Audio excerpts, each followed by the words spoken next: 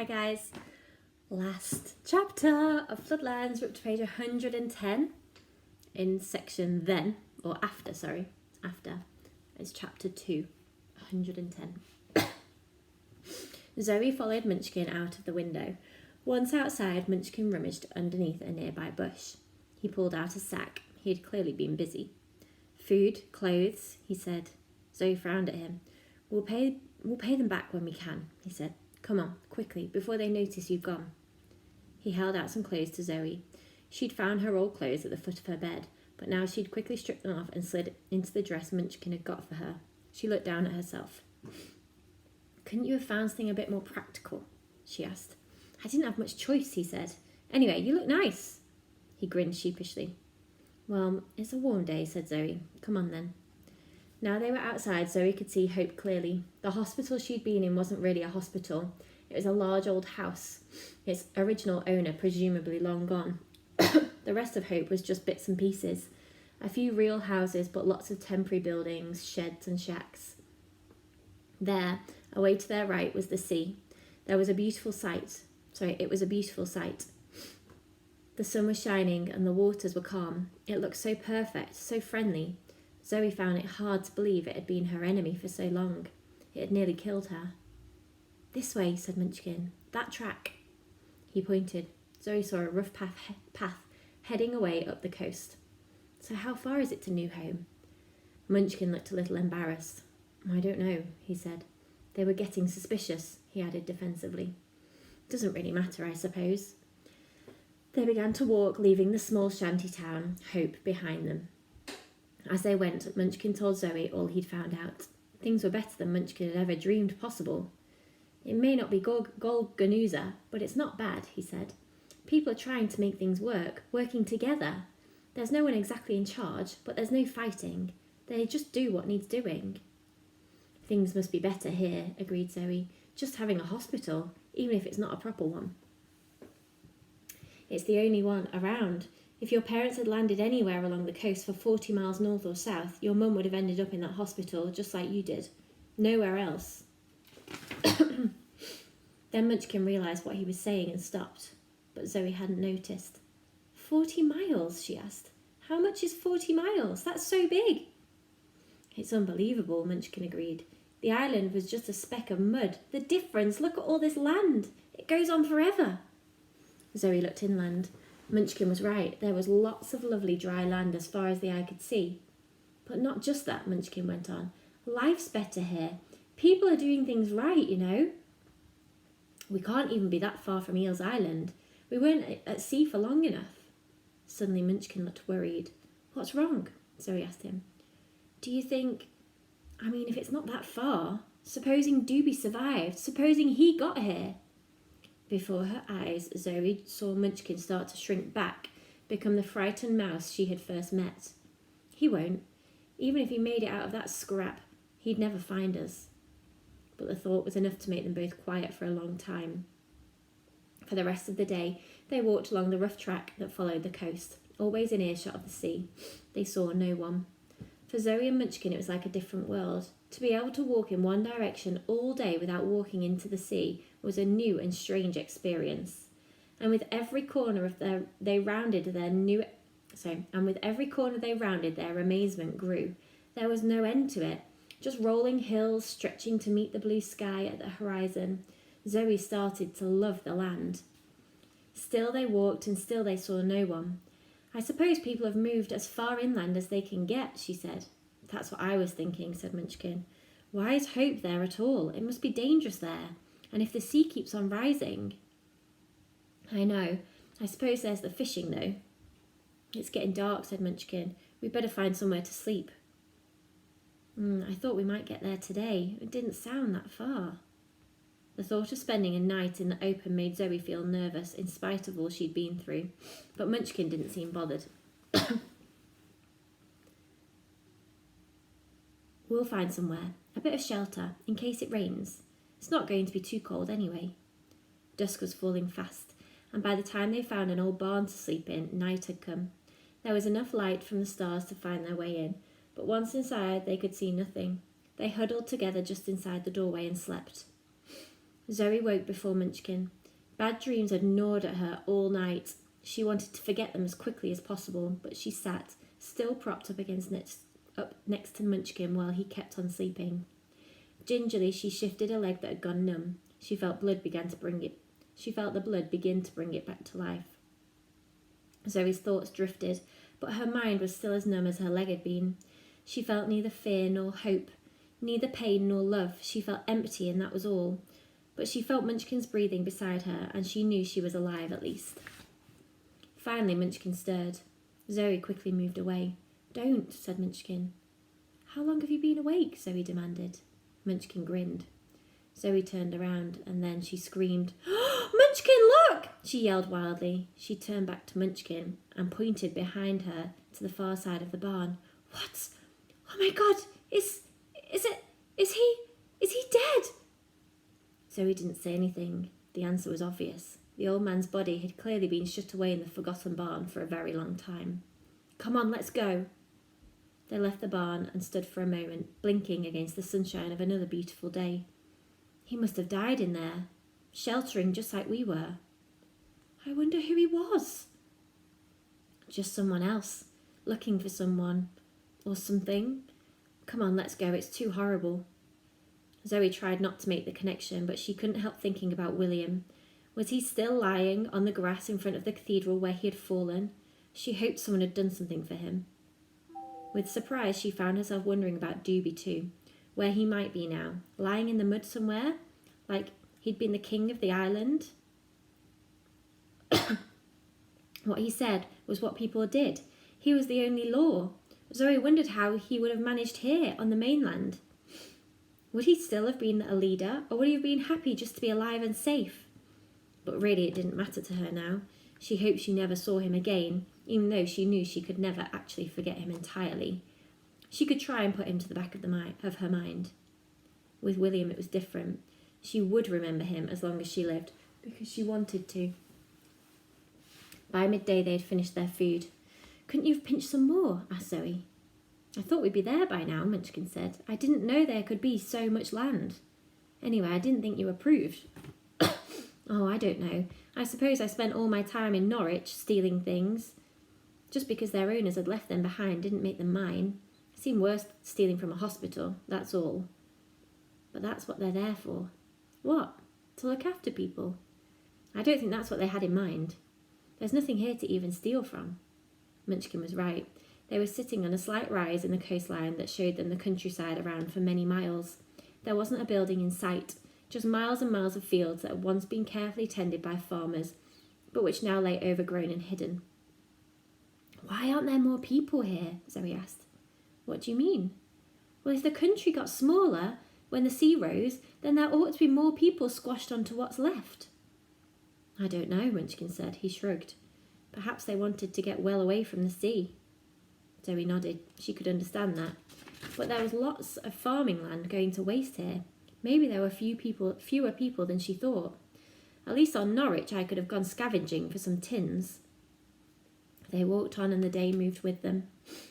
They were beginning to get used to the land now, but only slowly. They'd both known nothing but islands all their lives, and it would take a little time before the mainland felt normal to them. For much of the time they walked in silence. Zoe watched Munchkin deep in his own thoughts. She wanted to know what he would do now, but she didn't dare ask him. Anyway, she barely knew herself what she intended to do. Supposing they got to this place and there was no trace of her parents, what then?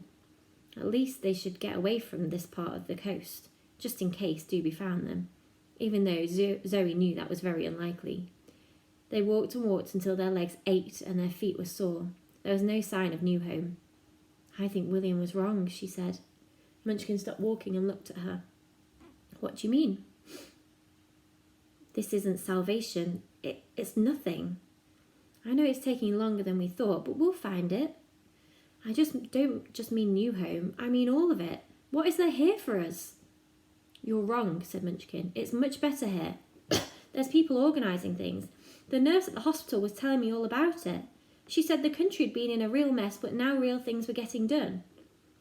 She said in a few years we would be back to normal. William was right. Things are getting better." Zoe didn't speak. Just think about that awful island. I'm glad I'm here, aren't you?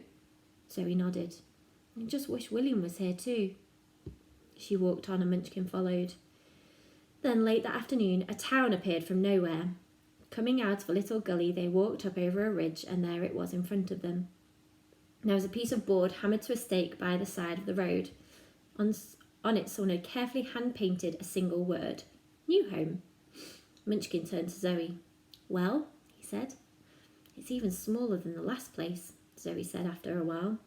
It was the same story again. A handful of proper houses and what had once been a tiny hamlet, but with the same mad assortment of shacks and lean-tos thrown up alongside them. Quiet, isn't it? Munchkin said. Then, look, there's someone we can ask. He pointed across the largest of the houses, where a woman had just come out of the door.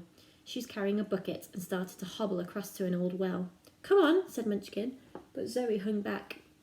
What's wrong? He asked. Zoe didn't reply. She couldn't explain. Quick, she'll be gone in a minute.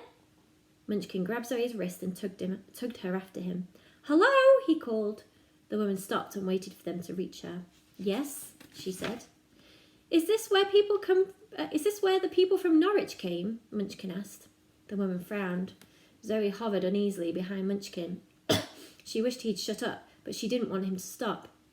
That's right, she snapped. What of it anyway? I've got things to do. She started to walk away. No, wait, please, Munchkin pleaded. This is my friend Zoe Black. She's looking for her parents. We think they might have come here. The woman stopped and glared at Zoe. Black.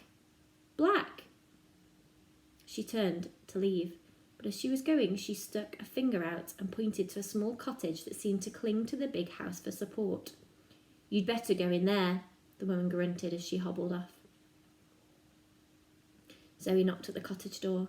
After much persuasion from Munchkin, he hung back behind her and watched as Zoe's knuckles struck the feeble wood. Almost as soon as the knock had died away, the door swung open. Zoe looked up at the man who had opened it. It was her dad. They went inside. Then Zoe just stood. She felt numb. She had tried not to think about what might have happened to her parents. It was too painful. But sometimes, when she needed a little hope, she had allowed herself to imagine finding them. In her mind's eye, she had seen this meeting several times. She would rush into their arms, and they would all be crying and laughing. But now Zoe just stood, feeling nothing. Munchkin, who had slipped in behind Zoe, tried to hide himself. He hung back in a corner, but it was a small room, and he couldn't even disappear in it. Zoe stared at her parents. Her dad was standing where she had shoved him when he had tried to hug her. Her mum was sitting in a makeshift bed by the side wall of the cottage. Why didn't you come? Zoe said quietly. Zoe, darling, we tried, her mum began. Her dad reached for her, but Zoe backed away. Why didn't you come? She said again, louder this time. Anger rose in her. Zoe, Mum wasn't well, said her dad. I know, but that was ages ago, Zoe yelled. Why didn't you come? Zoe, why? She shouted again. She trembled. Mum was ill for such a long time, and we couldn't get a boat, and then... Are you still ill now? She said. She spoke a little more calmly, but she still shook with rage. Her mother didn't look ill. She looked better than Zoe could ever remember. Rob, just show her, her mum said anxiously. Her dad looked at her mum with a question in his eyes, and she nodded hard. Go on, she said. Zoe didn't understand what she meant. She watched as her father moved around behind the bed. For the first time, Zoe had noticed a small cardboard box sitting high on a high table.